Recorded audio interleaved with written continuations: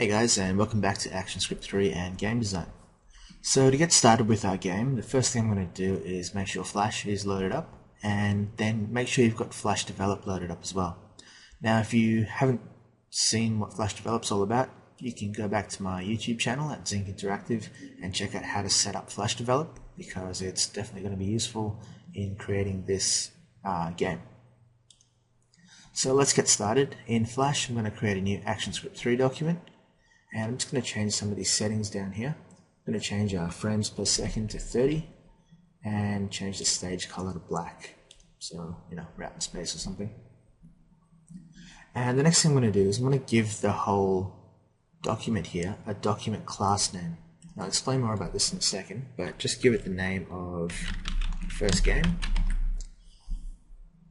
And I'm using camel case here, once again, for the document class name. You're free to, basically call the document class what you want, but this is what I usually do. So the first name, the first word is always lowercase, then every other word that follows has a capital. So we're calling this class first game, and what we're going to do is we're going to put all our ActionScript code in an external file, so that way we can just access it from there, and it basically leaves all the code out of the timeline, so we don't have to go and hunt around, where's that code, where did I leave it. It's all in a file. So with that set up, I'm just going to save this file, and I'm going to save it in my USB drive under my tutorial work, and I'm just going to give it the folder name of first game, and inside this folder I'm just going to call it first game again. So just be careful when you're typing in words as well. Like everything in Flash, especially in coding, is case sensitive. So if you use a capital G for game, you got to refer to it with a capital G pretty much everywhere. So with that done, let's head over to Flash Develop now and set up a new project. So I'm going to go to Project, New Project, and we're going to set up an ActionScript 3 Flash IDE project. And I'm going to give it the name of First Game. Now this is just a project name, so it doesn't have to follow the same naming convention. And the location I'm going to save it to is where we saved our FLA file, which is in my tutorial work under first game. Make sure that create directory for project is not ticked, otherwise it'll create a directory inside the directory, and you don't want that. So once you've done that, go ahead, press OK. It'll say the directory is not empty. That's fine because we've got our Flash file in there. So press OK and you should have a screen that looks like this. So this project window might be on the right side. I just moved it over to the left by clicking and dragging. And I'm going to put it back here. That's good. So yeah, let's start coding. So in our Flash file, we gave a document class name of first game. So in Flash Develop, I'm going to right click on my project name, go to Add, New Class, and I'll give this the class name of our document class, which is First Game. And what we need to do is we need to extend this class, and there's two ways you can do it. You can do it from Flash Develop by clicking the Browse button and typing in movie, and we're going to make it extend movie clip. So you can press OK here, or you can just hit OK without doing that. And up here where we've got public class first game, we're going to make this extend movie clip. So a handy thing about Flash Develop is that as soon as you start typing a word, it'll try and guess what you mean, and if you're halfway through typing the word and you press enter, it will complete the word for you and import any classes that may be required.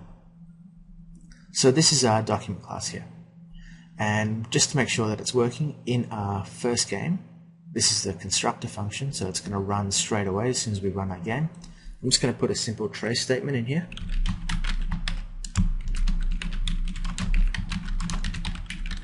and it's just going to say first game loaded.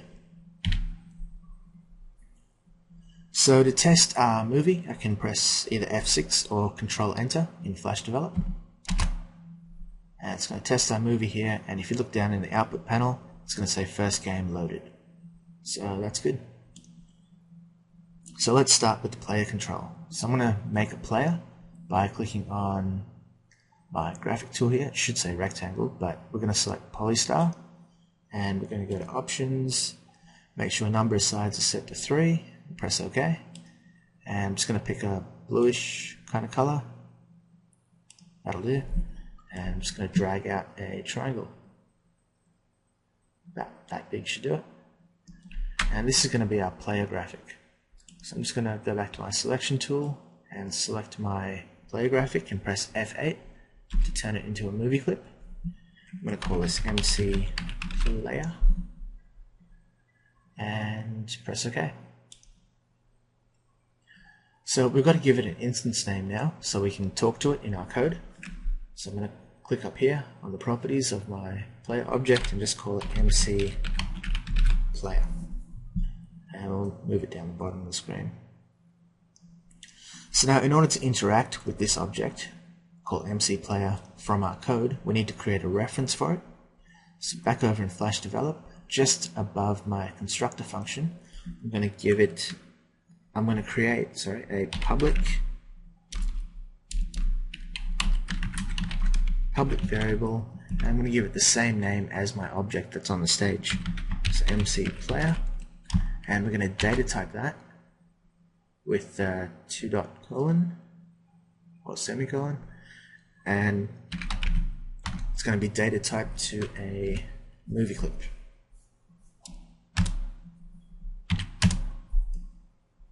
So now we've got this reference in our code, we can start setting up what we want to do with our movie clip or with our player object.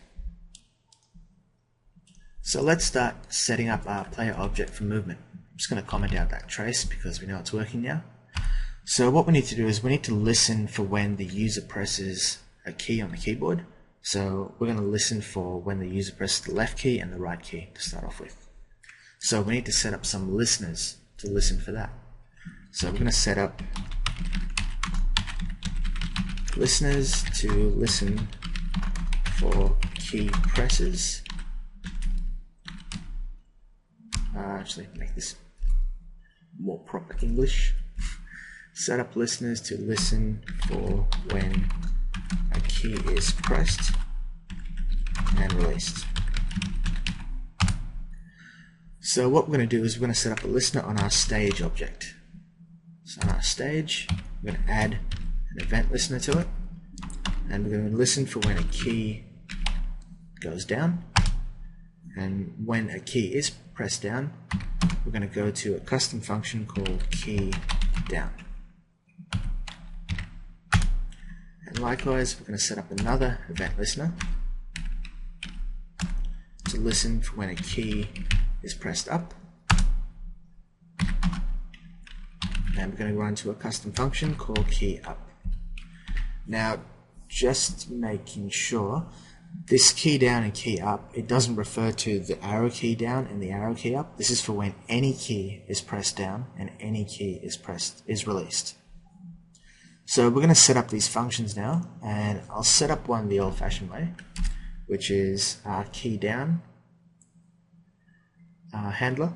So I'm going to set up a private function, and it's going to be key down. It's not going to accept any variables. We'll just put the open close round brackets, and it's not going to return anything, so we'll set it to void. And that's pretty much, so we are sending a keyboard event to this function. So in between the round brackets we should set up an event. It's going to be coming into this function, and we're going to data type that to keyboard event. So this is the old school way of setting up a function, just going in and typing it out. In Flash Develop, you can click on a custom function that you want to create and press Ctrl-Shift-1 and generate a keyboard event handler. And that does pretty much the same thing as we set up down here. So what we want to do in our key up is we want to test which key is being released to begin with. So I'm going to run a trace in here, and what we're going to trace is the event that's coming into this function and the key code. So this is going to give us every key on your keyboard has an ID number associated with it, and when we trace this key code, we're going to get that ID number for a particular key. So let's test our movie, and I'm going to press the spacebar, and you can see I get 32 show up here, my output. Let's try the left arrow, so that gives us 37, the right arrow gives us 39, the up arrow gives us 38, the down arrow gives us 40. So we know that our left key is 37 and our right key is 39. So let's set up a couple of if statements to test if these keys are being pressed. Just going to comment that out. So if, actually let's set up some comments. So if our left key is released, and then we'll do another if statement for if our right key is released.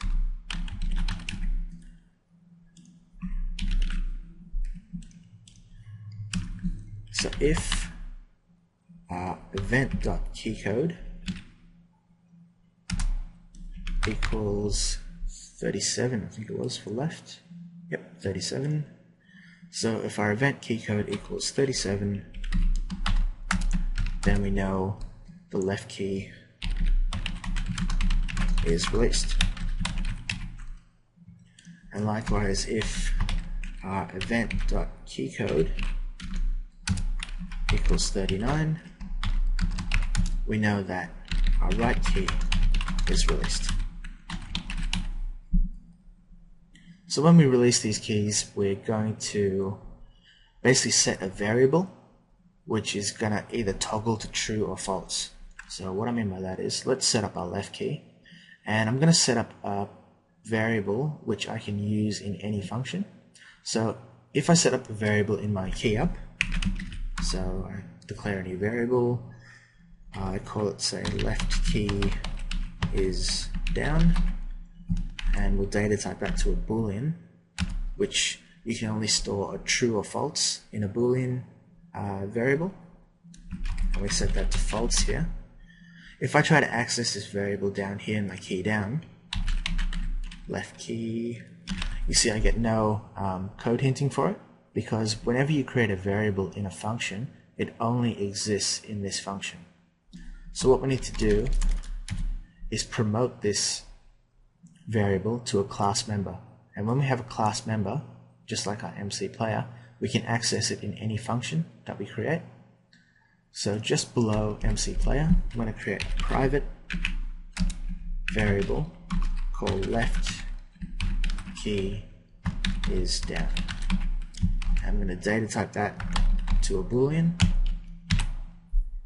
and now if I try to type in left key is down here, you can see I get the code hinting for it, because we've got a class member of that variable now. So let's get rid of that and that as well, and we'll set here left key is down variable to equal false, and we'll set up another variable for our right key. So let's set up another private variable for right key is down.